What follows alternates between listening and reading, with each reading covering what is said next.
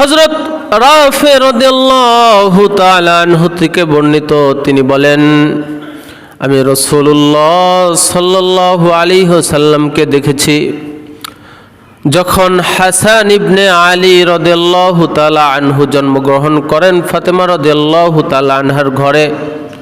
তখন রাসূলুল্লাহ সাল্লাল্লাহু আলাইহি ওয়াসাল্লাম হাসানের কানে আজান দিয়েছেন। সুন্নত হলো সন্তান ভূমিষ্ঠ হওয়ার পর তার ডান কানে আজানের বাক্যগুলো বলা এবং বাম কানে ইকামতের বাক্যগুলো বলা, এবং বড় বড় সাহাবে কেরাম আজমাইন, বড় বড় গুণী ব্যক্তিদের নামে নামকরণ করা। এই নিয়তে নামকরণ করা, ইয়া আল্লাহ, আমার সন্তানের নাম মুহাম্মদ রাখলাম যাতে করে তোমার নবী মুহাম্মদ সাল্লাল্লাহু আলাইহি ওয়াসাল্লামের মধ্যে যে সকল গুণাবলী ও বৈশিষ্ট্য রয়েছে আমার সন্তানের মধ্যেও এরকম গুণাবলী ও বৈশিষ্ট্য তো ভরপুর করে দাও। আমার সন্তানের নাম আহমদ রাখলাম, তোমার নবী মুহাম্মাদের আরেক নাম ছিল আহমদ, তার নামে নামকরণ করলাম, তুমি তাকে তার আদর্শ সৈনিক হিসেবে কবুল ও মঞ্জুর করিয়া নাও। যে আমার বাবা তো আমাকে কখনো কোরআন শিখায় নাই, আমার বাবা আমাকে নামাজ শিখায় নাই, আমার বাবা আমাকে পর্দা শিখায় নাই, আমার বড় ভাই আমাকে পর্দার জন্য নির্দেশ করে নাই, আমি খোলামেলা চলেছি, আমার ওড়না ঠিক থাকে নাই, আমি বোরকা পরে রাস্তায় বের হই নাই, আমার বাবা, আমার বড় ভাই, আমার স্বামী কখনো আমাদেরকে বাধা দেয় নাই, এজন্য আমাকে কেন একা জাহান্নামে দিবেন? আমার মা, বাবা, বড় ভাই, আমার স্বামীকেও আমাদের সাথে জাহান্নামে দিয়ে দেন। এজন্য প্রিয় ভাইরা আমার, সন্তানদেরকে জাহান্নাম থেকে বাঁচানোর দায়িত্ব আপনাদের।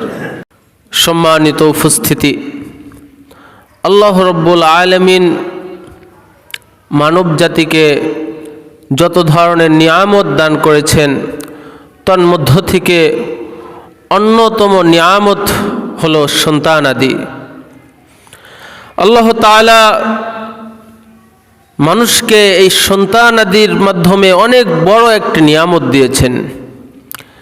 সুতরাং ইসলামের দৃষ্টিতে মানুষের উপর অনেক দায়িত্ব কর্তব্য রয়েছে। এই দায়িত্ব কর্তব্যের মধ্য থেকে একটা দায়িত্ব হলো নিজেদের সংশোধন করা। শুধু তাই নয়, নিজেদের সংশোধনের সাথে সাথে আমাদের সন্তানাদিদেরকেও সংশোধন করা। আমার সন্তানাদি যেন কোনো খারাপ পথে চলে না যায়, আমার সন্তানেরা যেন কোনো খারাপ কাজের সাথে জড়িত না হয়, এ ব্যাপারে আল্লাহ রাব্বুল আলামিন মানব জাতিকে নির্দেশ করেছেন। সম্মানিত উপস্থিতি, সন্তানাদি যেমনভাবে আল্লাহ পাকের পক্ষ থেকে আমাদের জন্য অনেক বড় একটি নিয়ামত, সেই জন্য সন্তানদের প্রতি মা বাবার অনেক কর্তব্য রয়েছে, অনেক দায়িত্ব রয়েছে। সন্তানের উপর মা বাবার দায়িত্ব কর্তব্যের মধ্য থেকে এক নাম্বার দায়িত্ব কর্তব্য হলো, যখন কোনো সন্তান ভূমিষ্ঠ হবে, চাই সে ছেলে হোক কিংবা মেয়ে হোক, সর্বপ্রথম মা বাবার যে কর্তব্য সেটা হলো সন্তানের কানে আজান দেওয়া। এক নাম্বার সন্তানের উপর মা বাবার কর্তব্য কি? সন্তানের কানে আজানের বাক্যগুলো বলা।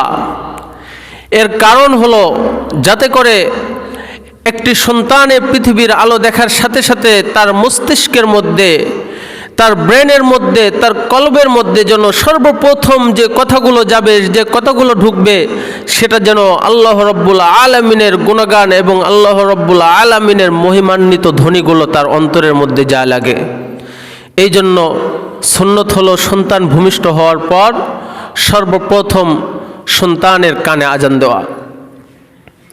عن رافع قال رأيت رسول الله صلى الله عليه وسلم أذن في أذن الحسن بن علي حين ولدته فاطمة بالصلاة। হযরত রাফি রাদিয়াল্লাহু তাআলা আনহু থেকে বর্ণিত, তিনি বলেন, আমি রাসূলুল্লাহ সাল্লাল্লাহু আলাইহি ওয়াসাল্লামকে দেখেছি যখন হাসান ইবনে আলী রাদিয়াল্লাহু তাআলা আনহু জন্মগ্রহণ করেন ফাতেমা রাদিয়াল্লাহু তাআলা আনহার ঘরে, তখন রাসূলুল্লাহ সাল্লাল্লাহু আলাইহি ওয়াসাল্লাম হাসানের কানে আজান দিয়েছেন। এটা হযরত রাসূল করিম সাল্লাল্লাহু আলাইহি ওয়াসাল্লাম তার প্রিয় নাতি যখন হাসান জন্মগ্রহণ করে তখন তার কানে আজান দিয়েছিলেন। সুন্নত হলো সন্তান ভূমিষ্ঠ হওয়ার পর তার ডান কানে আজানের বাক্যগুলো বলা এবং বাম কানে ইকামতের বাক্যগুলো বলা। তাহলে মা বাবার অনেক কর্তব্যের মধ্য থেকে এক নম্বর দায়িত্ব কর্তব্য হলো সন্তান ভূমিষ্ঠ হওয়ার পর সন্তানের কানে আজান দেওয়া। 2 নম্বর, সন্তান ভূমিষ্ঠ হওয়ার পর মা বাবার দায়িত্ব কর্তব্য হলো সন্তানদের জন্য সুন্দর সুন্দর দেখে নাম রেখে দেওয়া। সন্তানের সুন্দর নাম বলতে ইসলামের দৃষ্টিতে সর্বোত্তম নাম হলো আব্দুল্লাহ, তারপরে মুহাম্মদ, আহমদ, নবীদের নাম হওয়া এবং বড় বড় সাহাবে কেরাম আজমাইন, বড় বড় গুণী ব্যক্তিদের নামে নামকরণ করা। এই নিয়তে নামকরণ করা, ইয়া আল্লাহ আমার সন্তানের নাম মুহাম্মদ রাখলাম যাতে করে তোমার নবী মুহাম্মদ সাল্লাল্লাহু আলাইহি ওয়াসাল্লামের মধ্যে যে সকল গুণাবলী ও বৈশিষ্ট্য রয়েছে আমার সন্তানের মধ্যেও এরকম গুণাবলী ও বৈশিষ্ট্য তো ভরপুর করে দাও। আমার সন্তানের নাম আহমদ রাখলাম, তোমার নবী মুহাম্মাদের আরেক নাম ছিল আহমদ, তার নামে নামকরণ করলাম, তুমি তাকে তার আদর্শ সৈনিক হিসেবে কবুল ও মঞ্জুর করিয়া নাও। এইভাবে সর্বপ্রথম দায়িত্বর পর দ্বিতীয় দায়িত্ব হলো সন্তানদের ভালো ভালো নাম রাখা। মানু বুলিদা লাহু ওয়ালাদুন ফালিহসিন ইসমুহু ওয়া আদাবাহু। আল্লাহ রাসূল সাল্লাল্লাহু আলাইহি ওয়াসাল্লাম বলেন, সন্তান ভূমিষ্ঠ হওয়ার পর তার সুন্দর সুন্দর নাম রাখো এবং তাকে শিষ্টাচার শিক্ষা দাও। অন্যত্র বলেন, قال رسول الله صلى الله عليه وسلم تدعون يوم القيامة أسماءكم وأسماء آبائكم فليحسن أسماءكم। আল্লাহ রাসূল সাল্লাল্লাহু আলাইহি ওয়াসাল্লাম বলেন, কিয়ামতের দিন তোমাদেরকে তোমাদের এবং তোমাদের বাবাদের নাম ধরে ধরে ডাকা হবে, সুতরাং তোমরা তোমাদের সন্তানদের সুন্দর সুন্দর নাম রেখে দাও। তাহলে 2 নম্বর দায়িত্ব কর্তব্য হলো সন্তানের সুন্দর নাম রেখে দেওয়া। কিন্তু আমরা তো আমাদের সন্তানদের সুন্দর নাম রাখার পরিবর্তে নাট বল্টু, হালুয়া টাইট ইত্যাদি ইত্যাদি, ঝন্টু মন্টু কত নাম না রাখি। এমনও কিছু নাম রাখি যে নামগুলো হিন্দুদের নামের সাথেও সাদৃশ্যতা রাখে। যেমন অনেকে রনি নাম রাখি, জায়েজ না জায়েজ এটা পরের কথা, যে হুজুর ওই নাম রাখা কি জায়েজ নাই, ওটা দূর কি বাত হে, ওটা পরের কথা। কিন্তু আমি কেন এমন নাম রাখবো আমার সন্তানের যে নামগুলো হিন্দুদেরও নাম রাখে, খ্রিস্টানদেরও নাম রাখে। যেমন অনেকে রনি নাম রাখে, রনি নাম মুসলমানও রাখতেছে আবার হিন্দুরাও রাখতেছে। তাহলে যখন আপনার সন্তানকে রনি বলে সম্বোধন করা হবে, বর্তমান আমাদের যে অবস্থা, আমাদের মুখে দাড়ি থাকে না, তো যখন ও রনি, তখন একটা মানুষের কিন্তু বুঝতেও কষ্ট হয়ে যাবে সে হিন্দু নাকি মুসলমান। এজন্য প্রিয় ভাইরা আমার, সন্তানদের সুন্দর নাম রাখা অর্থাৎ আব্দুল্লাহ, মুহাম্মদ, আহমদ এবং নবীদের নামে নাম রাখা, অর্থবহ নাম রাখা, অর্থপূর্ণ নাম রাখা, সুন্দর সুন্দর অর্থ দেখে নাম রাখা দ্বিতীয় কর্তব্য। তৃতীয় দায়িত্ব কর্তব্য হলো সন্তান ভূমিষ্ঠ হওয়ার পর আকিকা করা। মা বাবার তৃতীয় দায়িত্ব কর্তব্য কি?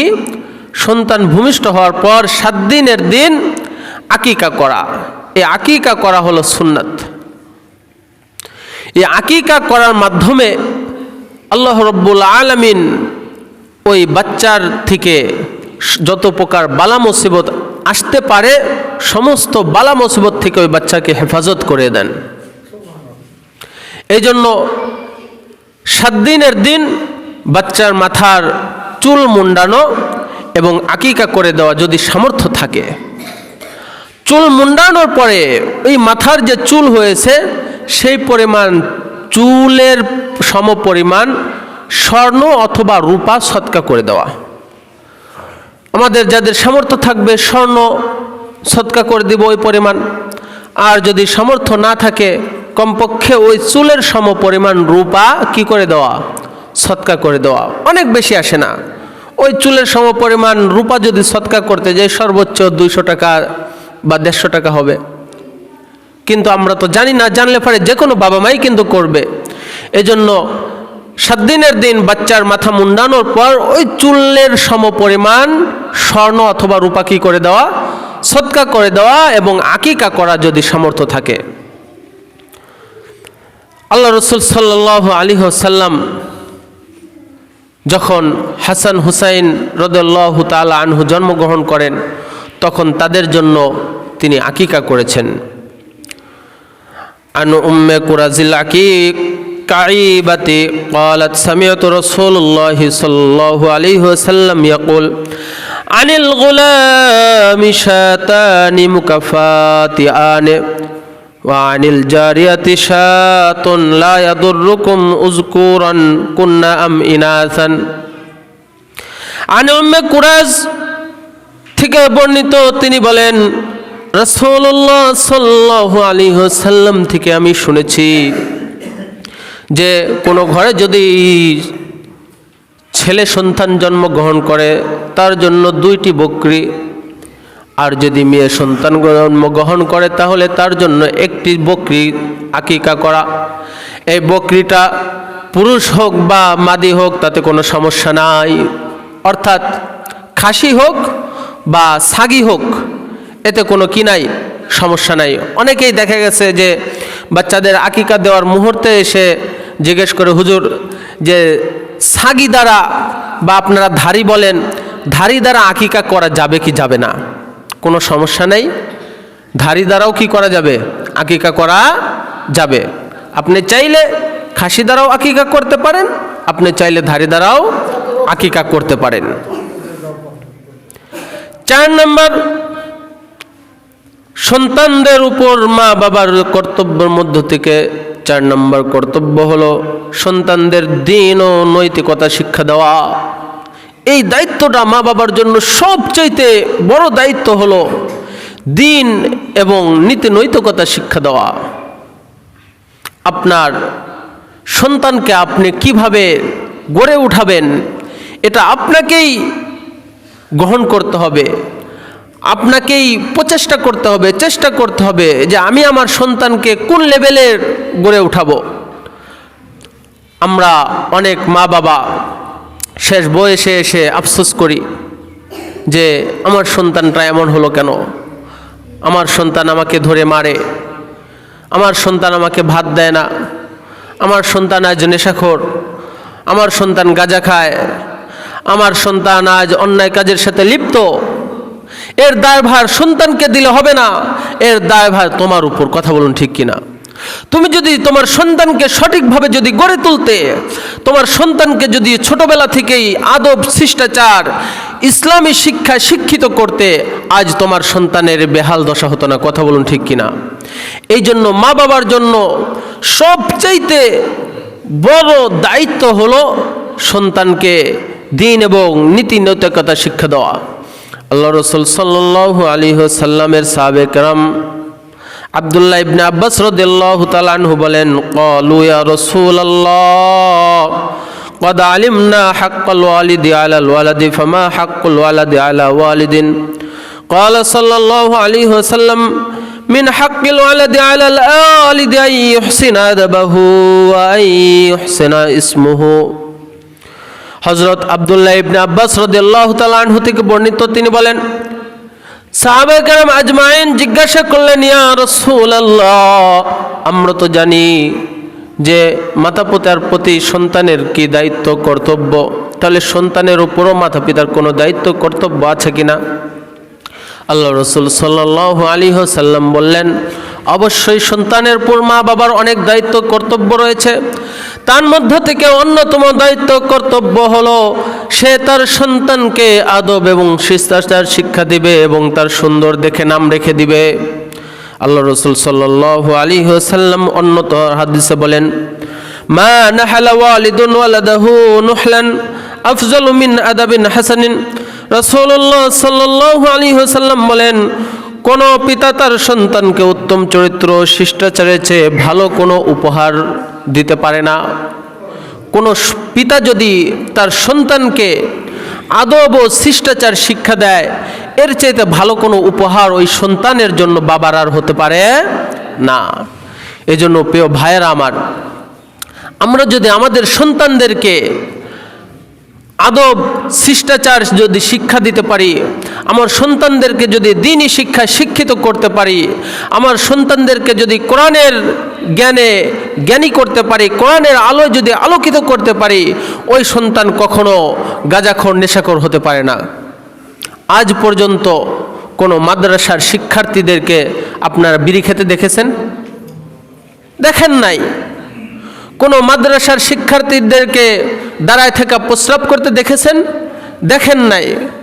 কোনো মাদ্রাসার শিক্ষার্থীদেরকে কোনো মেয়েকে ইপটিজিং করার ব্যাপারে কোনো দিন শুনেছেন? শোনেন নাই। কারণ তাদের ভিতর কোরআনের জ্ঞান আছে, কোরআনের বুঝ আছে। অনেকের আলেমদেরকে দেখলে গাও চুলকায়, আলেমদেরকে সহ্যই করতে পারে না। কিন্তু ভাই আমার, একটু ঠান্ডা মাথায় ভাববেন, একজন আলিমের চরিত্র কেমন, একজন গায়রে আলেম যে তাদের চরিত্রটা কেমন। এই জন্য প্রিয় ভাইয়েরা আমার, আপনার সন্তানদেরকে ছোটবেলা থেকেই উত্তম রূপে উত্তম আদর্শে আদর্শবান করার দায়িত্ব আপনাদের। 4 নম্বর দায়িত্ব গেল সন্তানের জন্মের পরে সন্তানকে দ্বীন ও নীতি নৈতিকতা শিক্ষা দেওয়া। 5 নম্বর, সন্তানদেরকে জাহান্নামের আগুন থেকে রক্ষা করার দায়িত্ব মা বাবার। আল্লাহ পাক রব্বুল আলামিন পবিত্র কোরআনে বলেন, ইয়া আইয়ুহাল্লাযীনা আমানু কু আনফুসাকুম ওয়া আহলিকুম নারা আকুদুহান নাস ওয়াল হিজারা। আল্লাহ রাব্বুল আলামিন পবিত্র কোরআনে বলেন, ইয়া আইয়ুহাল্লাযীনা আমানু কু আনফুসাকুম, হে ঈমানদাররা, সর্বপ্রথম তোমরা তোমাদের নিজেদেরকে বাঁচাও, ওয়া আহলিকুম, এবং অতঃপর তোমরা তোমার আহাল পরিবারের যত সদস্য রয়েছে তোমরা তোমাদের সন্তান আদিদেরকে বাঁচাও, নারা, জাহান্নামের আগুন থেকে। আকুদুহান নাস ওয়াল হিজারা, এমন আগুন যে আগুনকে প্রজ্বলিত করা হবে পাথর এবং মানুষ দ্বারা। তাহলে পিতামাতার দায়িত্বের মধ্য থেকে অন্যতম দায়িত্ব হলো যে কু আনফুসাকুম ওয়া আহলিকুম নারা, যে তোমরা নিজেরা তো বাঁচবাই জাহান্নাম থেকে, জাহান্নামের আগুন থেকে, সাথে সাথে তোমরা তোমাদের সন্তানদেরকেও জাহান্নামের আগুন থেকে বাঁচাইতে হবে। এই দায়িত্ব তোমার। তুমি যদি তোমার সন্তানকে যদি জাহান্নামের আগুন থেকে না বাঁচাও, তাহলে কেউ বাঁচাইতে পারবে না। কাল কিয়ামতের দিন যখন তোমার সন্তানকে যখন জাহান্নামের দিকে ডাকা হবে, সে শুধু একা একা জাহান্নামে যাবে না, সে তোমাকেও ডেকে নিয়ে যাবে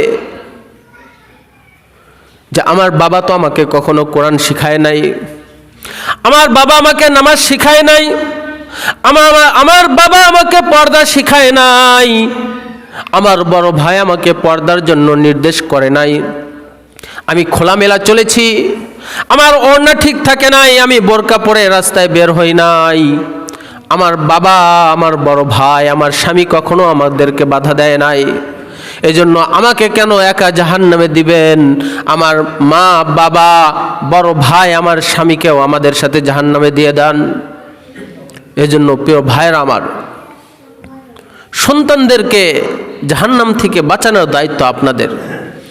6 নাম্বার, মা বাবার জন্য সন্তানের প্রতি দায়িত্ব কর্তব্য হলো সন্তানদেরকে নামাজ শিক্ষা দেওয়া, নামাজের তাকিদ দেওয়া, নামাজের দিকে ডেকে আনা, মসজিদের দিকে ডেকে আনা।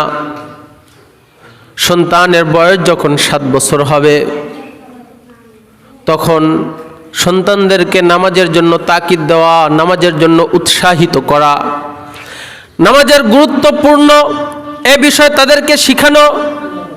আর যখন সন্তানের বয়স 10 বছর হয়ে যাবে তখনও যদি সে নামাজ না পড়ে তাহলে তাকে প্রহার করো। আল্লাহ রাব্বুল আলামিন পবিত্র কোরআনে বলেন, আমুর আহলাকা বিসসালাতি ওয়াসতাবির আলাইহা। আল্লাহ রাব্বুল আলামিন বলেন, আমার বান্দারা, আমুর বিসসালাতি ওয়াসতাবির আলাইহা, তোমরা তোমাদের সন্তানদেরকে, তোমাদের পরিবারদেরকে নামাজের জন্য নির্দেশ দাও, নামাজের নির্দেশ দাও তোমরা তোমাদের সন্তানদেরকে। আল্লাহ রাসূল সাল্লাল্লাহু আলাইহি ওয়াসাল্লাম বলেন, মুরু আওলাদাকুম বিসসালাতি ওয়া হুম আবনাউ 7 সিনিন ওয়াদরিবুহুম আলাইহা ওয়া হুম আবনাউ 10। আল্লাহ রাসূল সাল্লাল্লাহু আলাইহি ওয়াসাল্লাম বলেন, তোমাদের সন্তানের বয়স যখন 7 বছর হয় তখন তোমরা তোমাদের সন্তানদেরকে নামাজের নির্দেশ দাও। আদরিবুহুম আলাইহা ওয়া হুম আবনাউ 10। আর যখন তোমার সন্তানের বয়স 10 বছর হয়ে যায় তখনও যদি সে নামাজ না পড়ে তাহলে তোমরা তাদেরকে প্রহার করো। তাহলে এই হাদিস এবং কোরআনের আয়াত দ্বারা আমাদের বুঝে আসলো, আমরা তো আমাদের সন্তানদেরকে বলি এখনো বড় হয় নাই, এখনো বড় হয় নাই, অথচ যখন 7 বছর বয়স হয়ে যাবে তখন থেকেই তাদেরকে নামাজের নির্দেশ দেওয়ার কথা কে বলেছেন? আল্লাহ রাসূল সাল্লাল্লাহু আলাইহি ওয়াসাল্লাম বলেছেন। অথচ আমরা অনেকে এমনও আছি 7 বছর 10 বছর বয়সের বাচ্চারা যদি মসজিদে আসে তাহলে আমরা নাক ছিটকাই। কথা বলুন ঠিক কিনা? আমরা মনে করি এরা মসজিদে আসবে কেন? আসলে দুষ্টামি করবে, ফাজলামি করবে, এরা কেন মসজিদে আসবে? আমরা আরো দূর দূর দূর দূর করি, তারা দুষ্টামি করুক, ফাজলামি করুক, কিন্তু তারা এখান থেকে শিখবে। তাদেরকে আমাদেরকে শিখাইতে হবে যে মসজিদে আসলে এরকম দুষ্টামি করা যাবে না। কিন্তু আমরা যদি তাদের উপর কড়া ভাষা প্রয়োগ করি, আমরা যদি তাদেরকে রাগারাগি করি তাহলে তো তারা মসজিদে আসবে না। অথচ আল্লাহ রাসূল সাল্লাল্লাহু আলাইহি ওয়াসাল্লাম নির্দেশ দিয়েছেন যে 7 বছরের বাচ্চাদেরকে নামাজের কি দাও, আদেশ দাও, তোমরা মসজিদে নিয়ে আসো। আর আমরা মসজিদে নিয়ে আসার পরিবর্তে আমরা আরো তাদেরকে দূর দূর দূর দূর করি। মুরব্বী টাইপের লোকেরা এই কাজটা বেশি করেন। আমি কাউকে নির্দিষ্ট করে বলতেছি না, সব মসজিদে আল্লাহ রাব্বুল আলামিন অনেক এলাকা আমাকে ঘুরাইছে, যে যেখানেই নিজ এলাকাতেও দেখা গেছে মুরব্বীরা এই ছোট বাচ্চাদেরকে অনেক সময় একটু দুষ্টামি করে, দেখা গেছে নামাজ পড়তেছে তার আগ দিয়ে দৌড় মেরে চলে যায়, পারেতে না ধরে ওই বাচ্চাকে মারে। আরে বাচ্চা তো বাচ্চা সুলভ আচরণ করবে, তাদেরকে শিখাইতে হবে, শিক্ষা দিতে হবে। তাছাড়া তো আল্লাহ রাসূল সাল্লাল্লাহু আলাইহি ওয়াসাল্লামের আদেশ পালন হলো না। যখন 10 বছর হয়ে যাবে তখনও নামাজের জন্য আনলাম না, 12 বছর হয়ে যাবে তখনও নামাজের জন্য আনলাম না, তাহলে সে নামাজটা শিখবে কবে? বুড়া বয়সে, যে বয়সে নামাজের কোনো ওইরকম ইয়েই নাই। আপনি বৃদ্ধ হয়ে গেছেন, আপনার বয়স হয়ে গেছে, আপনি ঠিক মতো রুকু করতে পারেন না, আপনার ওযু আছে কি না চলে গেছে আপনার ধারণা নাই। কারণ মানুষের বয়স হলে তো তার সকল অঙ্গ প্রত্যঙ্গ তো ঢিলাঢালা হয়ে যায়, ঠিকমতো রুকু করতে পারবে না, ঠিকমতো সেজদা করতে পারবে না। তাহলে তোমার তো নামাজ শিখতে হবে, তোমার ছোটকাল থেকে নামাজ শিখতে হবে, আর পুরা দমে নামাজ এবং ইসলামের কাজ করতে হবে যৌবন বয়সে। কথা বলুন ঠিক কিনা? এই জন্য প্রিয় ভাইয়েরা আমার, আমরা আমাদের বাচ্চাদেরকে 7 বছর বয়স থেকেই নামাজের জন্য নির্দেশ করব, বুঝাবো, সাথে করে নিয়ে আসব। মসজিদের আদব রক্ষা করার দায়িত্ব আপনাদের। আপনি আপনার সন্তানকে সাথে করে নিয়ে আসবেন, আপনার সাথে রাখবেন, যাতে সে দুষ্টামিও না করে, এদিকেও খেয়াল রাখা। কিন্তু তাদেরকে 7 বছর বয়স থেকে মসজিদমুখী করার দায়িত্ব কাদের? আমাদের। তাহলে 6 নম্বর দায়িত্ব কর্তব্য হলো যে সন্তানদেরকে নামাজ শিক্ষা দেওয়া। 7 নম্বর, আল্লাহ রাসূল সাল্লাল্লাহু আলাইহি ওয়াসাল্লাম বলেন শিশুদেরকে সর্বোত্তমভাবে লালন পালন করা। আল্লাহ রাসূল সাল্লাল্লাহু আলাইহি ওয়াসাল্লাম বলেন যখন আল্লাহ রাব্বুল আলামিন তোমার ঘরে কোনো সন্তান দেয়, সেই সন্তানের ভালোভাবে খেয়াল রাখবা, উত্তমভাবে তাকে লালন পালন করবা, তার ভরণ পোষণের মধ্যে কোনো রকম কমতি রাখা যাবে না।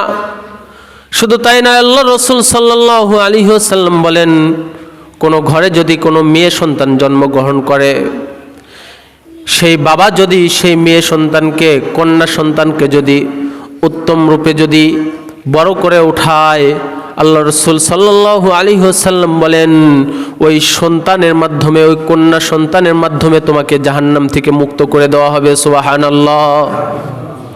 আমরা অনেকেই কন্যা সন্তান হলে আমাদের মন খারাপ হয়ে যায়। আল্লাহ রাসূল সাল্লাল্লাহু আলাইহি ওয়াসাল্লাম বলেন সন্তানদেরকে উত্তমভাবে গড়ে তোলা। এক সাহাবী ছোটবেলায় আল্লাহ রাসূল সাল্লাল্লাহু আলাইহি ওয়াসাল্লামের সান্নিধ্যে ছিল। আল্লাহ রাসূল সাল্লাল্লাহু আলাইহি ওয়াসাল্লামের সাথে খাবার খায়। খাবার খাওয়ার সময় ওই সাহাবী, শিশু সাহাবী ওই প্লেটের এখান থেকে ওখান থেকে টুকরে টুকরে খাচ্ছিল। আল্লাহ রাসূল সাল্লাল্লাহু আলাইহি ওয়াসাল্লাম বললেন ইয়া গোলাম সাম্মিল্লাহ ওয়া কুল বিয়ামিনিকা ওয়া কুল মিম্মা ইয়ালিকা। আল্লাহ রাসূল সাল্লাল্লাহু আলাইহি ওয়াসাল্লাম বললেন হে শিশু, হে বৎস, তুমি আল্লাহর নাম নিয়ে অর্থাৎ বিসমিল্লাহ বলে খাওয়া শুরু করো, এবং তুমি তোমার ডান হাত দিয়ে খাবার খাও, এবং তুমি তোমার সম্মুখ ভাগ থেকে খাবার খাওয়া শুরু করো। তার মানে শিশুদেরকে ছোটবেলা থেকে তাদেরকে আদব শিষ্টাচার শিক্ষা দিতে হবে। তারা কিভাবে খাবার খাবে এটাও শিক্ষা দেওয়ার দায়িত্ব কাদের? আমার, আপনার। 8 নাম্বার, আগে আপনি যদি সন্তানদেরকে সঠিকভাবে লালন পালন করতে পারেন, তাহলে ওই সন্তানও আপনাকে সঠিকভাবে দেখাশোনা করবে। একটি ঘটনা শুনুন। আল্লাহ রাসূল সাল্লাল্লাহু আলাইহি ওয়াসাল্লামের জামানায় এক বাবা এসে আল্লাহ রাসূল সাল্লাল্লাহু আলাইহি ওয়াসাল্লামের দরবারে অভিযোগ করতেছেন, ইয়া রাসূলুল্লাহ, ইয়া হাবিবাল্লাহ, আমার সন্তান আমার দেখভাল করে না, আমার সন্তান আমার ভরণ পোষণ গ্রহণ করে না, আমার সন্তান আমার কথা শোনে না। আল্লাহ রাসূল সাল্লাল্লাহু আলাইহি ওয়াসাল্লাম সন্তানকে ডাকলেন, তোমার বাবা যে তোমার উপর যে অভিযোগ করলো, তুমি তার দেখভাল করো না, তুমি তার সাথে খারাপ আচরণ করো। তখন ওই সন্তান বলল, ইয়া রাসূলুল্লাহ, শুধু কি সন্তানের উপরেই বাবাদের অধিকার আছে, নাকি বাবাদের প্রতিও সন্তানদের অধিকার থাকে? আল্লাহ রাসূল সাল্লাল্লাহু আলাইহি ওয়াসাল্লাম বলেন যে সন্তানদের প্রতি যেমন বাবাদের অধিকার থাকে, তেমনি বাবাদের প্রতিও সন্তানদের অধিকার থাকে। এই অধিকার মধ্য থেকে 1 নম্বর অধিকার হলো যে তার জন্য ভালো একজন মা নির্বাচন করা। 1 নম্বর বাবাদের কর্তব্য হলো তার সন্তানের জন্য ভালো মা নির্বাচন করা। 2 নম্বর তার সুন্দর নাম রাখা। 3 নম্বর তাকে কোরআন শিক্ষা দেওয়া। তখন ওই সন্তান বলতেছেন, ইয়া রাসূলুল্লাহ, ইয়া হাবিবাল্লাহ, আমার বাবা তো এই 3টার মধ্য থেকে কোনোটাই আমার জন্য করে নাই। আমার বাবা আমার জন্য ভালো একজন মা এনে দিতে পারে নাই, আমার বাবা আমার জন্য ভালো মা নির্বাচন করে নাই। আমার বাবা তো বিয়ে করেছিল মাজুসি অর্থাৎ অগ্নি পূজকের একজন হাবশি দাসীকে সে বিবাহ করেছিল। একজন দাসী যে ছিল অগ্নি পূজকের দাসী, সে এসেছিল আমার মা। আর একজন অগ্নি পূজকের দাসী যে বান্দি ছিল, দাসী ছিল, সে কখনো ভালো মা হতে পারে না। 2 নম্বর, আমার নাম রাখা হয়েছিল জোয়াল। জোয়াল একজন খারাপ মানুষের নাম, নিকৃষ্ট মানুষের নাম। তাহলে আমার বাবা আমার ভালো নামও নির্বাচন করে নাই, ভালো নামও রাখে নাই। 3 নম্বর, কোরআন শিক্ষা দেওয়া তো দূর কি বাত है, কোরআন শিক্ষা দেওয়া তো অনেক দূরের কথা, কোরআনের একটি হরফ আমাকে শিক্ষা দেয় নাই। তখন আল্লাহ রসুল সাল্লাল্লাহু আলাইহি ওয়াসাল্লাম বাবাকে ডেকে বলতেছে, তুমি যে তোমার সন্তানের থেকে ভালো ব্যবহার আশা করো, ভালো কিছু আশা করো, তুমি তো তোমার সন্তানদেরকে সেই ভালোটা শিক্ষা দাও নাই, তাহলে তুমি কিভাবে আশা করো?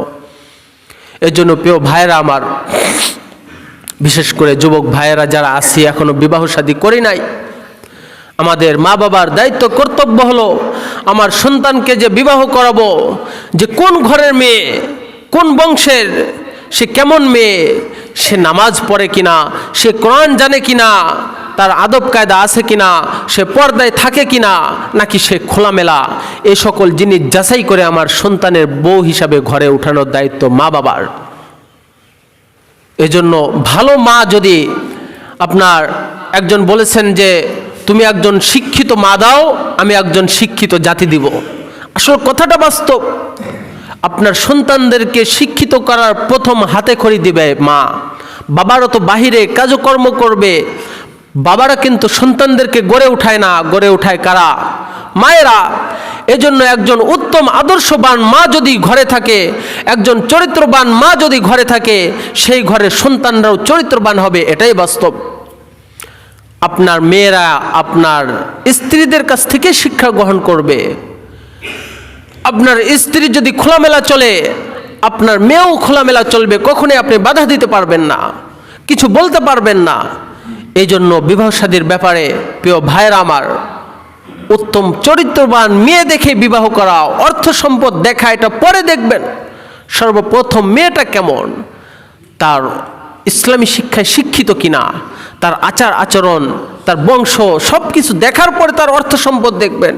আমরা তো যদি দেখি যে তার অর্থ সম্পদের অভাব নাই, আমরা তো তাদের দিকে আগে ঝুঁকে পড়ি, তাহলে আপনার সন্তানরা ওই ঘর থেকে কখনোই ভালো সন্তান হিসাবে জন্মগ্রহণ করবে না। 9 নম্বর, কন্যা সন্তানদের সাথে ভালো ব্যবহার করা। আল্লাহ রসুল সাল্লাল্লাহু আলাইহি ওয়াসাল্লাম, বুখারী শরীফে এসেছে, আল্লাহ রসুল সাল্লাল্লাহু আলাইহি ওয়াসাল্লাম বলেন, যার উপর আল্লাহ তাআলা কন্যাদের দায়িত্ব অর্পণ করেন এবং সে তাদের সঙ্গে উত্তম আচরণ করেন, সেসব কন্যা তার জন্য জাহান্নাম থেকে মুক্তির মাধ্যম হবে। শুধু তাই নয়, অপর হাদিসে আল্লাহ রসুল সাল্লাল্লাহু আলাইহি ওয়াসাল্লাম বলেন, যার ঘরে কন্যা সন্তান জন্মগ্রহণ করে অতবার সে ওই কন্যা সন্তানদের প্রতি অবহেলা না করে, অর্থাৎ তার যদি ছেলে সন্তান হইতো, সেই ছেলে সন্তানকে যতটুকু ভরণ পোষণ দিত, তার কন্যা সন্তান হওয়ার পরেও ওই কন্যা সন্তানদেরকে ততটুকুই ভরণ পোষণ দেয়, অর্থাৎ তার দেখভালের ব্যাপারে কোনো রকম গাফলতি করে না, অবহেলা করে না। আল্লাহ রসুল সাল্লাল্লাহু আলাইহি ওয়াসাল্লাম বলেন, ওই কন্যা সন্তান তোমাকে জান্নাতে নিয়ে যাবে। সুবহানাল্লাহ। এই জন্য প্রিয় ভাইরা আমার, যে আমরা আমাদের কন্যা সন্তানদের সাথে ভালো ব্যবহার করব, তাদের সাথে কখনো খারাপ ব্যবহার করব না, তাদেরকে অপমান করব না, তাদেরকে খোঁটা দেব না, তাদেরকে শিক্ষা দেওয়ার ক্ষেত্রেও আমরা কোনো কমতি রাখবো না, তাদেরকে উত্তম শিক্ষায় শিক্ষিত করব এবং তাদেরকে ভালো ঘর দেখে, ভালো সন্তান দেখে তাদেরকে বিবাহ দেওয়া, এই দায়িত্ব বাবাদের। তাহলে ওই কন্যা সন্তানের মাধ্যমে আল্লাহ রাব্বুল আলামিন আমাকে আপনাকে চাইলে জান্নাতের ব্যবস্থা করে দিতে পারেন।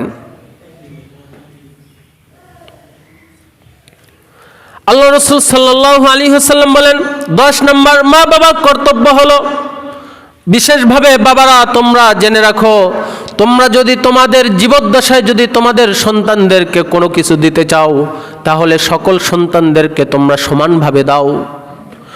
অর্থাৎ